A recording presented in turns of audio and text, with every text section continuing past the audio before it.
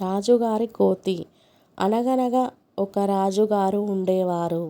ఆ రాజుగారికి ఒక పెంపుడు కోతి ఉండేది. కోతి చాలా మూర్ఖుడు. కానీ రాజుగారికి కోతి అంటే చాలా ఇష్టం. ఆ కోతికి రాజుగారి గదిలోకి కూడా పోయే స్వేచ్ఛ ఉండేది.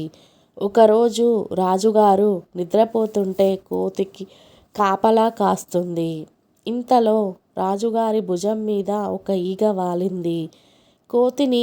కోతి ఈగని తోలడానికి ప్రయత్నం చేసింది. కానీ ఎన్నిసార్లు తోలితే అన్నిసార్లు ఆ ఈగ కొంచెం సేపు ఎగిరిపోయి మళ్ళీ వచ్చి రాజుగారు మీద వాలుతుంది. రాజుగారికి నిద్రభంగం అవ్వకుండా ఉండాలంటే ఎలా? కోతికి ఒక ఐడియా వచ్చింది. ఒక కత్తిని తీసుకొని వచ్చి రాజుగారి దగ్గర కూర్చుంది. మళ్ళీ ఈగ రాజుగారి ముక్కు మీద వాలగానే కత్తితో దాడి చేసింది. ఈగ ఎగిరిపోయింది. కానీ రాజుగారికి మట్టుకు బాగా గాయాలు తగిలాయి.